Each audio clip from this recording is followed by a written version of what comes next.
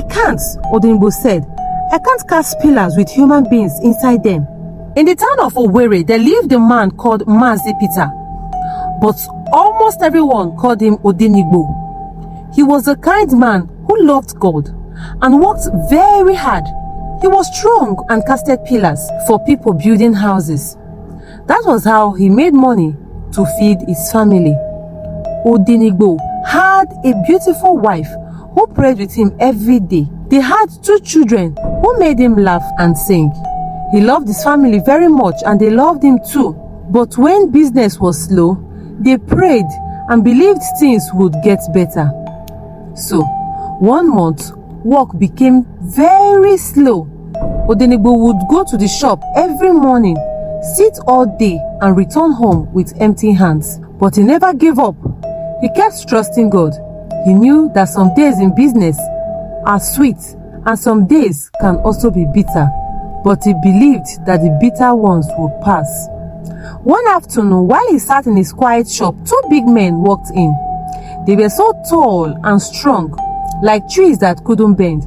They said they needed him to cast giant pillars for a big house they were building somewhere. Odenigbo smiled inside his heart. He thought, "Finally, God has answered my prayers." He gave them the cost of the materials and his labor. But to his surprise, they didn't argue the price. They agreed right away and said he should be ready in 3 days as they will come to pick him up. So he went home that day. Odenigbo danced and told his wife the good news. She was so happy too. They knelt down and thanked God together, praying that the job would go well and that he would return home safe and sound. On the day of the job, the 2 men arrived in a black car.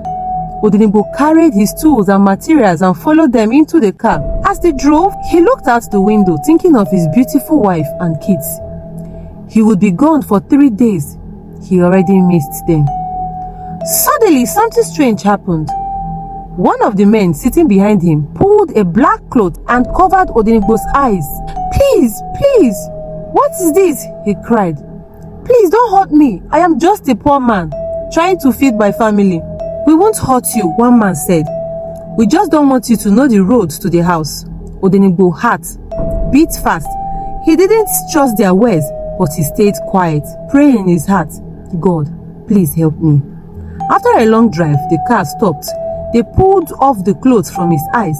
He looked around and saw a huge, uncompleted mansion. There were trees everywhere and no other houses nearby. "So start your work now," one of the men said. As Odenigbo bent to pick his tools, something caught his eyes. He looked again and dropped everything from his hand. What he saw made his body freeze. Tied to the steel rods of the pillars were young girls. Their faces were swollen. They were bleeding seriously. They looked half gone. Some of them were too weak to move. Odenigbo stepped backward, trembling. "What is this?" he asked. "Who are these girls and what are they doing here?" One of the men pointed at him and said, "Do your job. Your job is to cast these pillars, not to ask us questions. Just do what we paid you for." "I can't," Odenigbo said. "I can't cast pillars with human beings inside them." "Mr. Man, you have seen too much already," said the second man. "Now, you have only 2 choices. Do your work or never leave here alive." Odenigbo's leg became weak immediately. He dropped to his knees. "Please," he begged. "I won't tell anyone. Please just let me go for the sake of my family." But the men didn't care or listen. "You have 1 hour," they said. "Choose wisely." Odenigbo sat on the ground, his eyes full of tears. He thought of his wife. He thought of his children. He thought of his mother who always prayed for him. His heart was heavy. His mind was spinning. Then he heard a soft, weak voice behind him.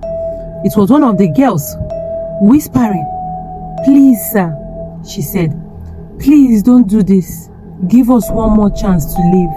Please." Odenigbo covered his face and wept. He cried like a child. He didn't want to buy them. He didn't want to buy the innocent girls. But if he refused, he would buy them with them. He cried and cried. And then, with shaking hands, he picked up his tools. He mixed the cement. He poured it over the girls. Their cries grew weaker and weaker until they stopped. Each scoop of the sand felt like a knife in his heart. His soul was breaking. When he finished, he fell to the ground and wept. The men came and blindfolded him again. They drove him back. After some time, they stopped the car, pushed him out near his shop. They handed him a bag of money, 3 times what he had initially asked for. Odenigbo couldn't touch the money. He didn't speak. He just stood there, shaking. He didn't go home. He didn't open his shop. He didn't buy anything. He walked to the nearest church, went in, threw the bag of money and laid on the floor. He cried and cried uncontrollably. He couldn't sleep. He couldn't breathe properly. His heart was forever broken. The pastor consoled him and came to ask what had happened. Slowly, Odenigbo told the whole church what he had seen. Nobody spoke. Even the babies were quiet. Some people fainted while others cried.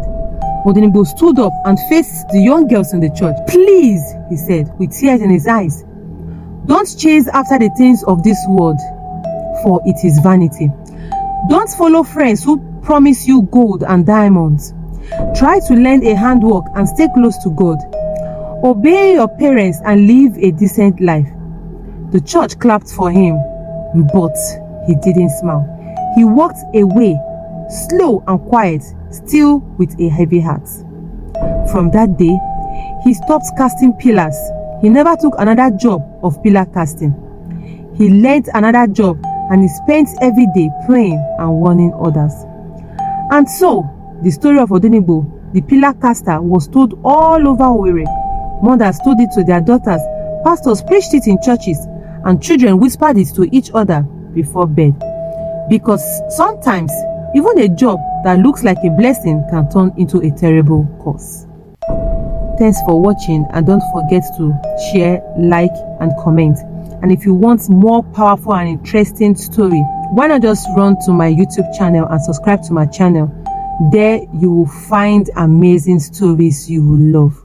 Thank you so much.